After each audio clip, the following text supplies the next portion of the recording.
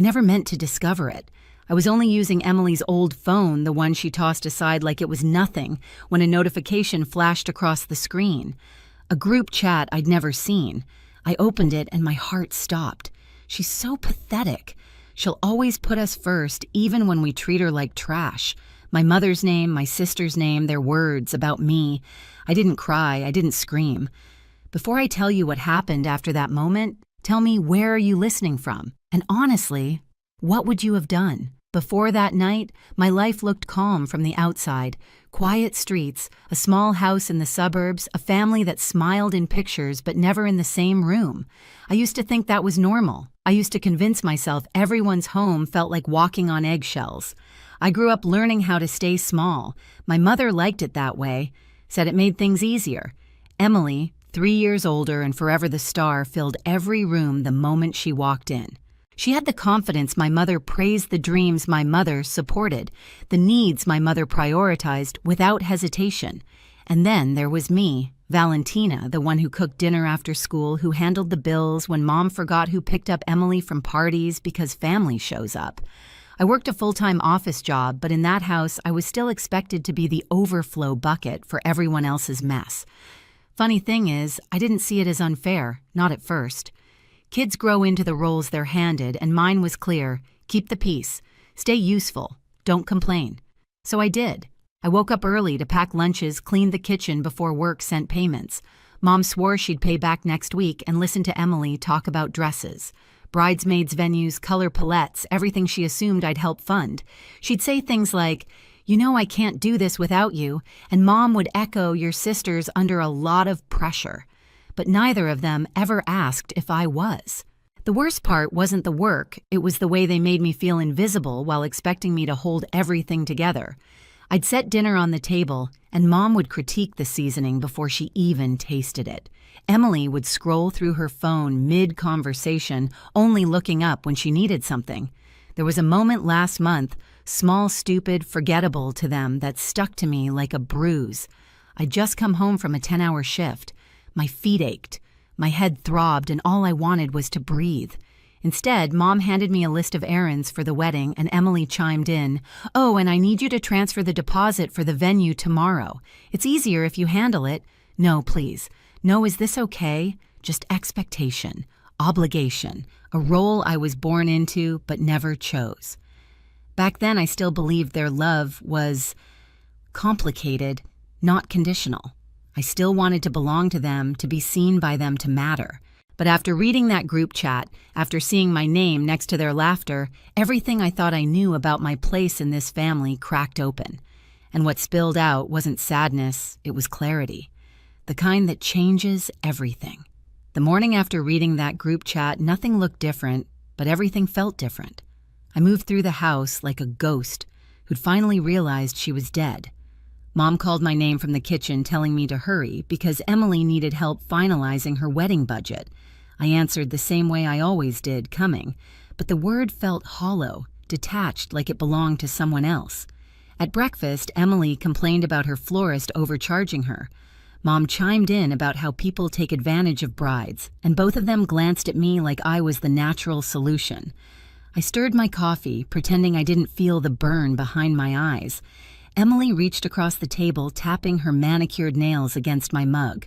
"You're still sending the venue deposit today, right? They said they can only hold the date until this afternoon." I forced a smile that didn't reach my eyes. "Yeah, I'll take care of it." She nodded, satisfied, never noticing the way my fingers tightened around the handle. The rest of the week was a blur of silent realizations. I watched them more closely than ever, like I was seeing a play I'd memorized, but never understood. Emily left her laundry on the couch, knowing I'd fold it. Mom asked for just a little help with her bills again. They expected, assumed, took, and each time their words from the group chat echoed in my mind like a slap.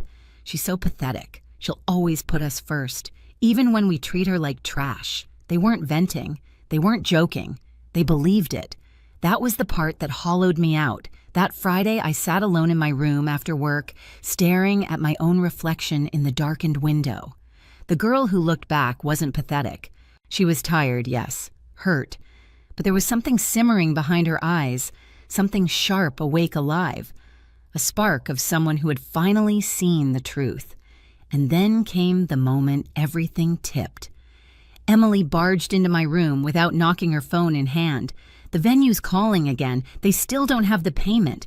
Did you even send it?" I blinked slowly. "I thought I did." She scoffed. "Well, clearly you didn't. Can you do it now? Mom already told them you're handling it." That last sentence Mom already told them hit differently this time. It wasn't a request. It was an order arranged on my behalf without my consent, like always. In the hallway, I could hear Mom on the phone telling someone Valentina will take care of it. She always does. Always. Something inside me slid into place. Something final. I stood from the bed and Emily paused, sensing a shift. My voice was calm, steady in a way that surprised even me. "I'll look into it." Emily narrowed her eyes. "Can you be serious for once? This is my wedding." There it was again, that assumption that my life existed to cushion hers. But instead of reacting, I smiled. A small, careful smile that hid everything I knew. I said, "I'll take care of it." And she left satisfied. She had no idea what was coming, because in that moment I made a decision quiet, sharp, and irreversible. If they thought I'd always put them first, if they thought I'd keep carrying the weight they dumped on me, then I'd let them believe exactly that, just long enough for me to finally walk away. From the outside, nothing changed. I still woke before sunrise, still brewed coffee for 3, still packed my lunch in the same old container I'd used since high school. But inside, something had shifted quiet and irreversible. I became an observer in my own home. Every demand, every sigh, every Valentina, can you, registered differently now, not as responsibility, as evidence. Mom called me into the living room one evening, waving a stack of bills she hadn't bothered opening. "Sort these out for me, sweetheart. I'm exhausted." I took them, but this time I didn't feel guilt. I felt distance. The kind that grows when you've finally seen someone without the mask they wear. Emily drifted in, plopping down beside Mom with a dramatic groan. "The bakery wants the cake payment by next week. You'll handle that too, right?" I nodded the way I always did, the perfect helper, the reliable buffer. But while they talked, I slipped my phone into my lap, checking the new bank account I'd opened that morning. My entire savings, years of skipped lunches, overtime shifts, holidays spent working instead of resting was already transferred. Safe. Finally, mine. That night, while Emily showered and Mom watched TV, I quietly pulled a small suitcase from under my bed. I folded only what mattered: work clothes, a sweater I bought on sale last winter, a framed photo taken before my family learned how to turn my worth into currency. Then I slid the suitcase back into the closet. Neither of them noticed. The next day during my lunch break, I signed the lease for a tiny apartment across town. The manager handed me the key and smiled. Fresh start, I nodded, and for the first time in years, the answer felt true. But the real fracture came 2 nights later.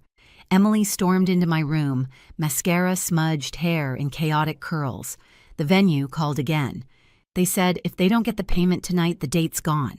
"Why haven't you sent it?" I looked up from my laptop. "I thought Mom handled it." Emily's voice rose.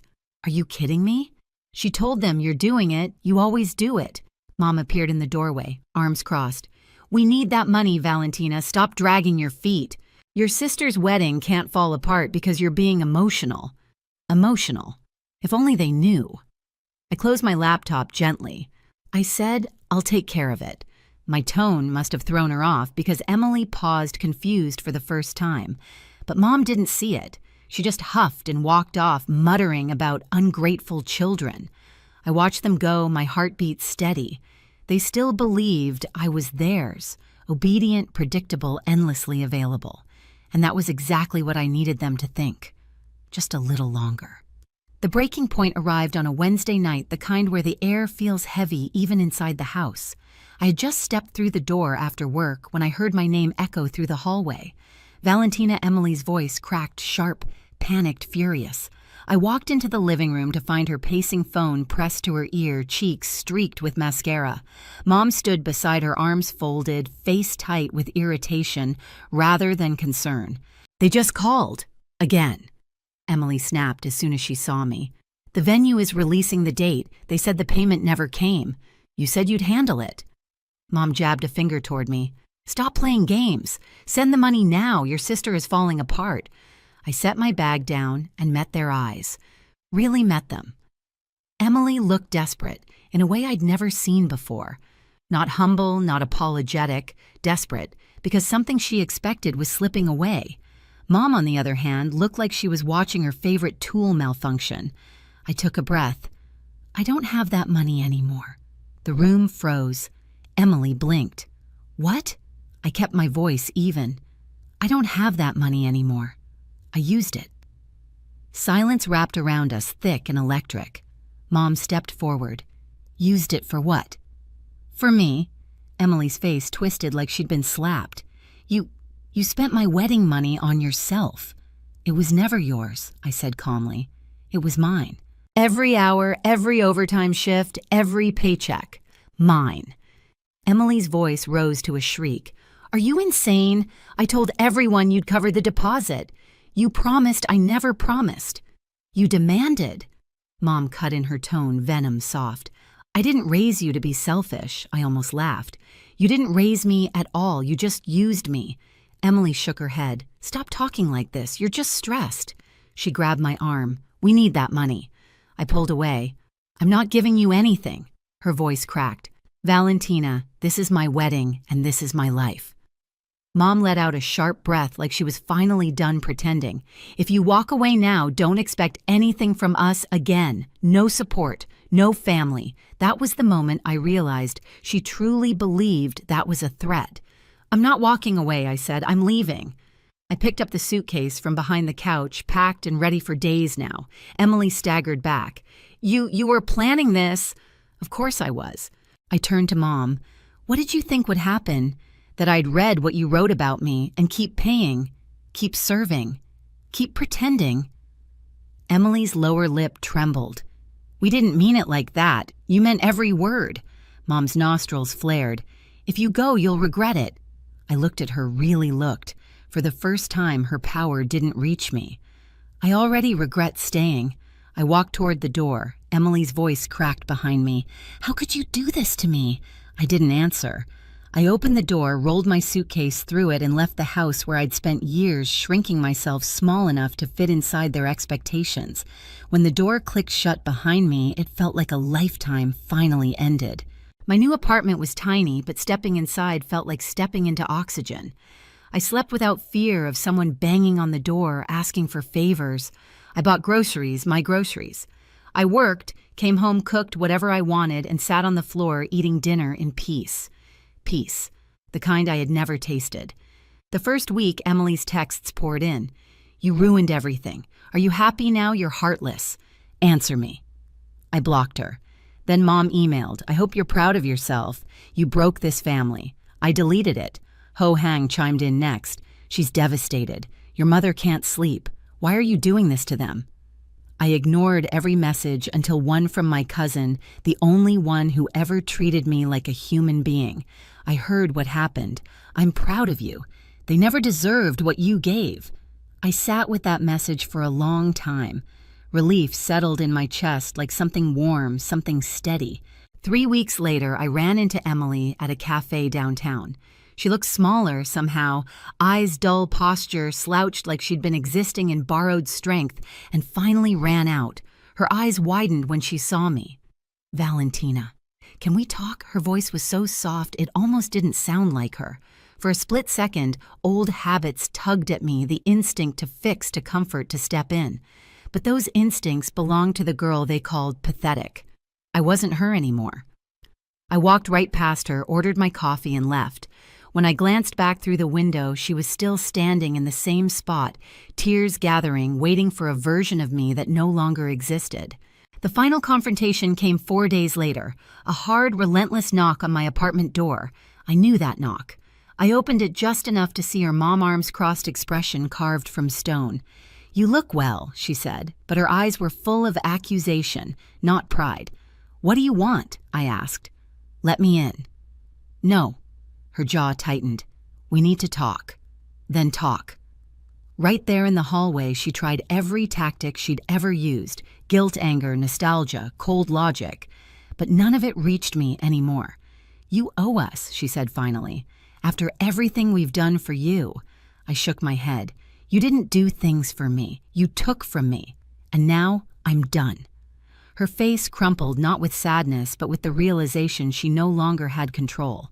I stepped back and closed the door. This time, the silence on the other side felt like victory. In the weeks that followed, something unexpected happened. Nothing. No more knocks on my door. No more guilt-laced messages. The silence that used to terrify me now felt like a blanket I'd never been allowed to touch. Word eventually reached me through the few relatives I hadn't blocked. Emily's wedding had fallen apart. The venue gave her date away, the vendors pulled out, and the stress cracked whatever confidence she'd always worn like armor. Mom, without me to manage her bills and crises, was drowning in responsibilities she used to toss onto my shoulders without a second thought. Meanwhile, my life felt lighter. I woke up without dread. I bought groceries without calculating who else needed something.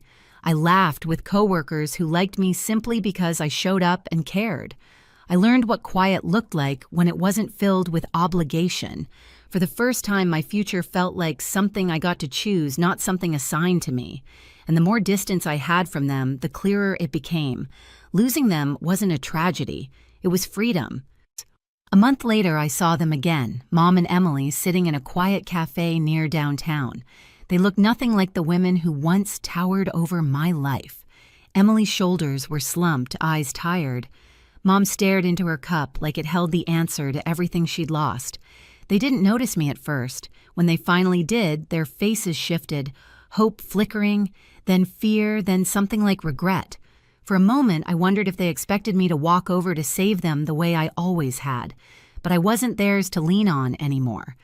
I gave them one small nod, acknowledgement, nothing more, then walked out into the bright afternoon. If you've ever had to choose yourself over the people who hurt you, tell me your story in the comments. And if this stayed with you, subscribe for the next one.